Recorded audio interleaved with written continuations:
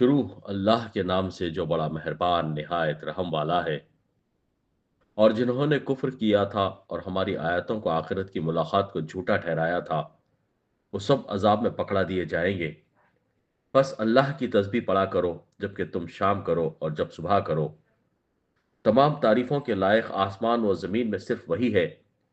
تیسرے پہر کو اور ظہر کے وقت بھی اس کی پاکیزگی بیان کرو۔ وہی زندے کو مردے سے اور مردے کو زندے سے نکالتا ہے، اور وہی زمین کو اس کی موت کے بعد زندہ کرتا ہے۔ اسی طرح تم بھی نکالے جاؤ گے۔ اللہ کی نشانیوں میں سے ہے کہ اس نے تم کو مٹی سے پیدا کیا، پھر اب انسان بن کر چلتے پھرتے پھیل رہے ہو۔ اور اس کی نشانیوں میں سے ہے کہ تمہاری ہی جنس سے بیویاں پیدا کی تاکہ تم ان سے آرام حاصل کرو۔ اس نے تمہارے درمیان محبت اور ہمدردی قائم کر دی۔ یقیناً غور و فکر کرنے والوں کے لیے اس میں بہت سی نشانیاں ہیں۔ اس کی قدرت کی نشانیوں میں سے آسمانوں اور زمین کی پیدائش اور تمہاری زبانوں اور رنگتوں کا اختلاف بھی ہے۔ دانش مندوں کے لیے اس میں یقیناً بڑی نشانیاں ہیں۔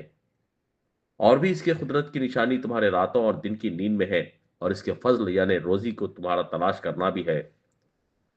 جو لوگ کان لگا کر سننے کے عادی ہیں ان کے لیے اس میں بہت سی نشانیاں ہیں۔ اور اس کی نشانیوں میں سے ایک یہ بھی ہے کہ وہ تمہیں ڈرانے اور امیدوار بنانے کے لیے بجلیاں دکھاتا ہے، اور آسمان سے بارش برساتا ہے اور اس سے مردہ زمین کو زندہ کر دیتا ہے۔ اس میں بھی عقل مندوں کے لیے بہت سی نشانیاں ہیں۔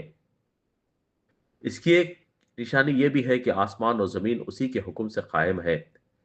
پھر جب وہ تمہیں آواز دے گا، صرف ایک بار کی آواز کے ساتھ ہی تم سب زمین سے نکل آؤ گے۔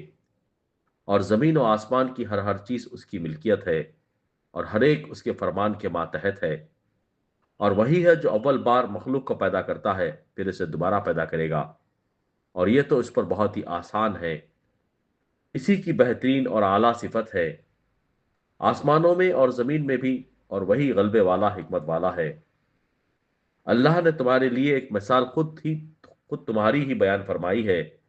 جو کچھ ہم نے تمہیں دے رکھا ہے، کیا اس میں تمہارے غلاموں میں سے بھی کوئی تمہارا شریک ہے کہ تم اور وہ اس میں برابر درجے کے ہو، اور تم ان کا ایسا خطرہ رکھتے ہو جیسے خود اپنوں کا؟